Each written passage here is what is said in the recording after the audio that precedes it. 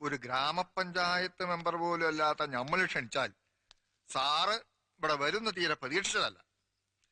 ഈ വരവിനും ചെയ്ത സേവനങ്ങൾക്കൊക്കെ നന്ദി. കുഞ്ഞലവിയെ ഒന്ന് അറസ്റ്റ് ചെയ്ത് മുഖം രക്ഷിക്കാൻ അവസരം കൊടുക്കാതെ താൻ എന്നീ കാട്ടിക്കൂട്ടിയ ഷോ ഓഫ് ഒക്കെ എന്തിനു വേണ്ടിയായിരുന്നു? ആർക്കു വേണ്ടിയായിരുന്നു? എനിക്ക് ശമ്പളം തരുന്ന പൊതുജനം എന്ന കഴുതയ്ക്ക് വേണ്ടി. നിരാഹാരത്തിന്റെ പേരും പറഞ്ഞു ഉണ്ടു ഉറങ്ങിയും ചുമ്മാ പെരുവഴി കിടക്കുന്നതാ ഇവനെ പോലുള്ള തീറ്റിപ്പണ്ടാരങ്ങളെ പിടിച്ച് ഗ്ലൂക്കോസ് കയറ്റലും കൊട്ടാരം വക സദ്യ ഊട്ടലും അല്ല എന്റെ പണി. എന്റെ വഴി മുടക്കിയ ചിലപ്പോതാ ഇതി കൂടുതൽ വാങ്ങിക്കൂട്ടിന്ന് വരും. ഇയാളോട് ഇനി വേദം തോന്നിയിട്ട് കാര്യമില്ല താഹിറുപ്പ, പറഞ്ഞു വിടി. വിളിച്ചു വരുത്താൻ കണ്ടൊരു ഇസ്ലാം. താൻ എന്ത് ഇസ്ലാമാണോ? വർഗസ്നേഹമില്ലാത്ത ഹറാം പറഞ്ഞ ബ്ലഡി മുസ്ലിം. അതേടോ, I am a bloody Muslim, Indian Muslim, Hindu Muslim, തലമുറകൾക്ക് മുമ്പ് മനസ്സും മതവും പരിവർത്തനം ചെയ്ത ഹിന്ദുസ്ഥാൻ മുസ്ലിം. ആരാന്റെ നെഞ്ചത്ത് ബോംബ് പൊട്ടിച്ച് വർഗസ്നേഹം കാണിക്കാൻ കഴിയാത്ത, എല്ലാ മനുഷ്യരെയും മനുഷ്യരായി കാണാൻ കഴിയുന്ന മനസാക്ഷിയുള്ള യഥാർത്ഥ മുസൽമാൻ. കുഞ്ഞലവി യൗത്തേക്ക് പോ.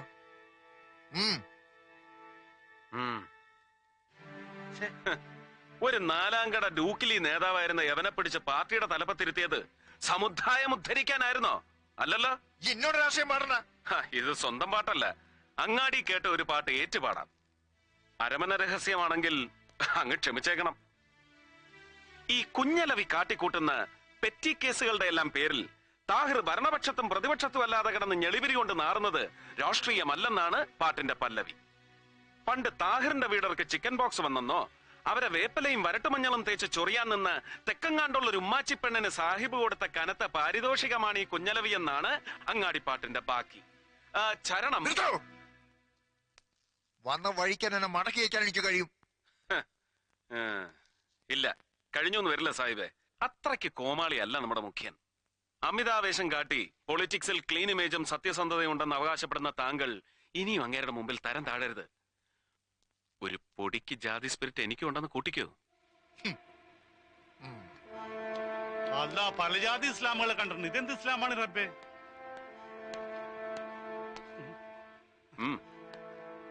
ഖുറാൻ വായിച്ചിട്ടുണ്ടോ? ഉണ്ട്. ഉണ്ടോ? ഇല്ല. പരിശുദ്ധ ഖുറാനിലെ ഒരു സൂറത്തെങ്കിലും അർത്ഥമറിഞ്ഞ അക്ഷരശുദ്ധിയോടെ ഇനിയെങ്കിലും ഉച്ചരിക്കാൻ പഠിക്കണം.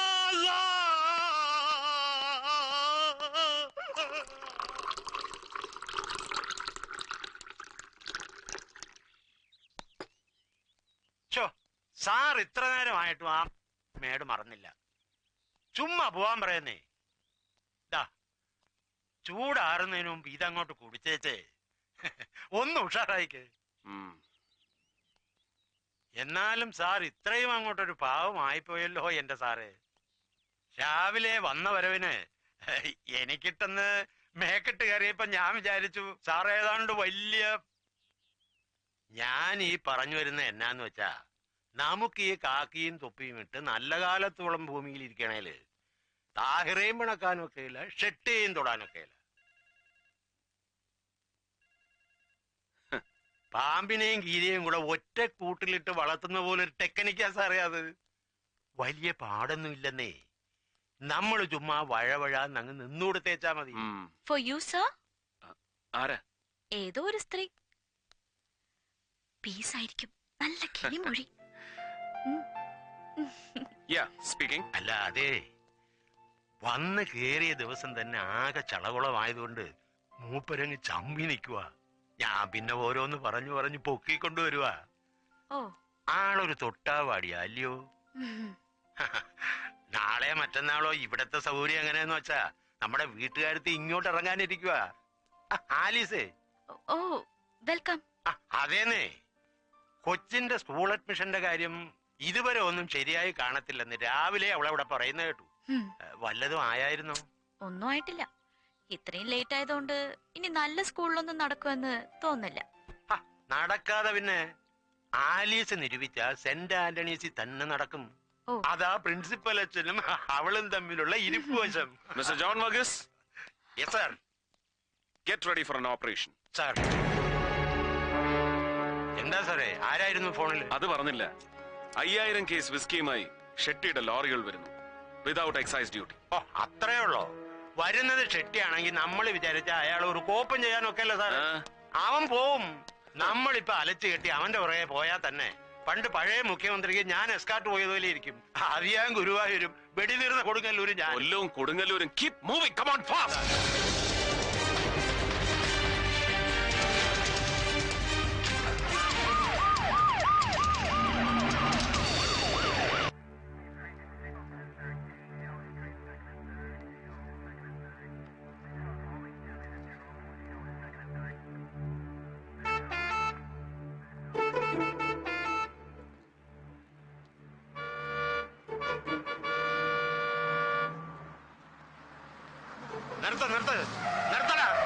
നിർത്ത്.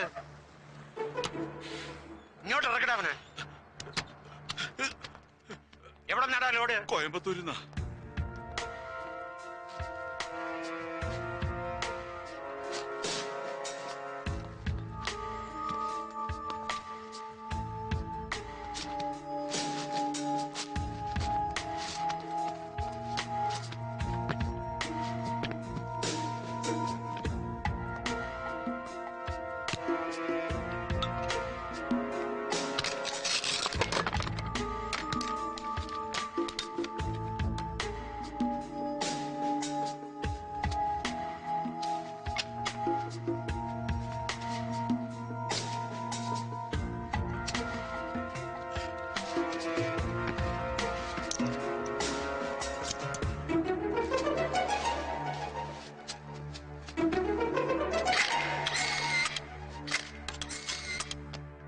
റഹീം ഹാജിയുടെ കൊലക്കേസ് അന്വേഷിക്കാൻ വന്ന നിങ്ങൾ പരാതിക്കാരനായി പെരുവഴി കിടന്ന കുഞ്ഞലവയുടെ കൈ തല്ലിയൊടിച്ചു. എന്തൊക്കെയാടോ സൂപ്രണ്ടേ ഇത്? അത് പിന്നെ പോട്ടെന്ന് വെക്കാൻ സഹാവേ. അല്ല, അതും സീരിയസ് ആയിട്ട് തന്നെ എടുക്കണം. പക്ഷെ ചുമ്മാ ഒരു രസത്തിന് ലാത്തി ചാർജും കണ്ടു നിന്ന നമ്മുടെ കുട്ടി സഹാക്കന്മാരുടെ ചന്തിയും തലയും തല്ലി പൊളിക്കാന്ന് വെച്ചാ മനഃപൂർവ്വമല്ല സാർ. മോബ് വയലന്റ് ആയി. ചാർജ് ചെയ്യാൻ ഓർഡർ കൊടുത്താ പിന്നെ കൊടിയുടെ നിറം നോക്കി തെരഞ്ഞു പിടിച്ച് അടിക്കാൻ ഒക്കില്ല സാർ. അത് താൻ എന്നെ പഠിപ്പിക്കണ്ട. ഞാൻ ഒരുപാട് ലാത്തി ചാർജ് കണ്ടവനാ. അതെ, സാർ അടി കൊണ്ടിട്ടല്ലേ ഉള്ളൂ. അടി കൊടുക്കുന്നവന്റെ വികാരം കൂടി ഒന്ന് മനസ്സിലാക്കണം. കല്ലും കത്തിയും വടിവാളുമായി നിൽക്കുന്ന ആയിരങ്ങളുടെ ജനക്കൂട്ടത്തെ 5 ലാത്തി കൊണ്ട് നേരിടുന്ന പോലീസുകാരനെടുക്കുന്ന ലൈഫ് റിസ്ക് കുറഞ്ഞ പക്ഷം ഒരു ഹോം മിനിസ്റ്ററെങ്കിലും ഒന്ന് മനസ്സിലാക്കിയിരിക്കുന്നത് നല്ലതാ. ഒലക്കേട മൂട്. എങ്ങാണ്ടെന്നൊരു ഫോൺ വന്നെന്ന് പറഞ്ഞ് അന്ന് രാത്രി എന്നെ കാടിളക്കി കൊടയം കുരിശും എടുത്ത് ഓടിയിരിക്കുന്നു ഷെട്ടിയെ പിടിക്കാൻ. എന്നിട്ട് എന്തായി? എന്താണോ ഇത്? പൂരപ്പറമ്പിലെ കുടമാറ്റോ?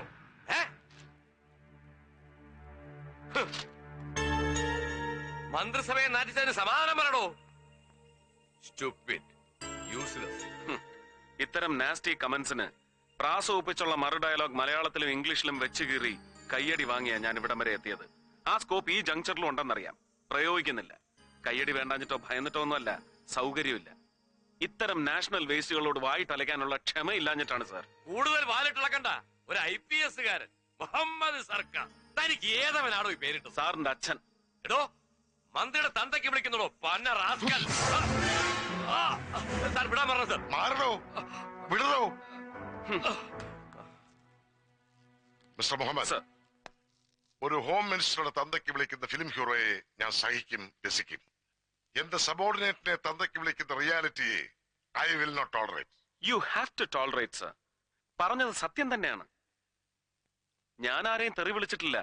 എന്റെ മിനിസ്റ്റർ എന്നോട് ചോദിച്ച ചോദ്യത്തിന് ഞാൻ സത്യസന്ധമായ ഉത്തരം പറഞ്ഞു. That's all. മുഹമ്മദ് എന്ന പേര് ഉപ്പയിട്ടാണെങ്കിലും സർക്കാർ എന്ന വാല് മുളപ്പിച്ചു തന്നത് ഇദ്ദേഹത്തിന്റെ അച്ഛൻ തന്നെയാ, നാരായണൻ നമ്പ്യാർ.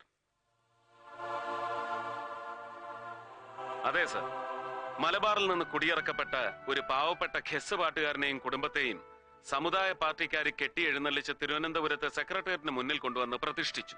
കരുണയ്ക്ക് വേണ്ടിയുള്ള സമരം. അന്ന് നിങ്ങൾ തൊഴിലാളി വർഗ തമ്പ്രാക്കന്മാരുടെ ഭരണകാലം.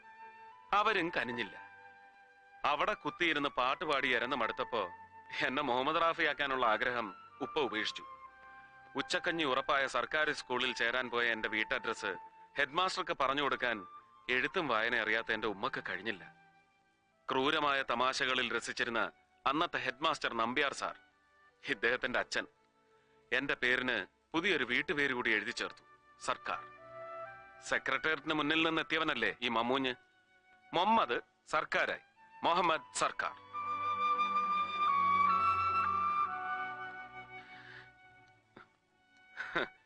ആദ്യം ആ കോമഡി എനിക്ക് രസിച്ചില്ലെങ്കിലും പിന്നീട് ഈ പേരിനൊരു സ്റ്റൈലൊക്കെ ഉണ്ടെന്ന് മനസ്സിലായി. സംശയം തോന്നിയവന്മാരോടൊക്കെ ഞാൻ വെച്ച് കാച്ചി. അന്നദാതാവായ പൊന്നു തമ്പുരാനും തമ്പുരാൻ അന്നം കൊടുത്തിരുന്ന ബ്രിട്ടീഷ് സായിപ്പും ചേർന്ന് ചത്തുപോയ എന്റെ ഏതോ വീരശൂര ഉപ്പുപ്പാക്ക് കൊടുത്ത സ്ഥാനപ്പേരാണ് ഈ സർക്കാർ എന്നൊക്കെ. Easy easy, you carry on.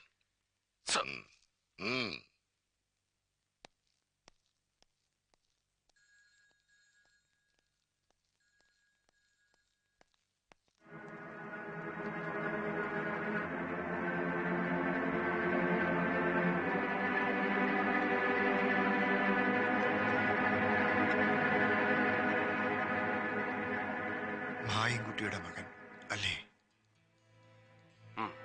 ചങ്ങാതിമാരായിരുന്നു ചെറിയ ക്ലാസ്സിൽ. ഉപ്പ പറഞ്ഞ് കേട്ടിട്ടുണ്ട്. ഞാൻ ഡൽഹിയിൽ നിന്ന് പഠിപ്പ് കഴിഞ്ഞ് മടങ്ങി വന്നപ്പോഴാ മായൻകുട്ടി മരിച്ചതറിഞ്ഞത്. ഓർഫനേജിലായിരുന്നു പിന്നീട് അല്ലേ? തിരുവനന്തപുരത്ത് സെന്റ് ജോസഫ്സ്, പിന്നെ അലഹബാദ്, വിവേകാനന്ദ, വേറെ പലയിടത്തും. മായൻകുട്ടിയുടെ മകനെ ഞാൻ സ്വീകരിച്ച വിധം ശരിയായില്ല അല്ലേ? അയ്യോ, ഞാൻ അങ്ങനൊന്നും കരുതിയിട്ടില്ല.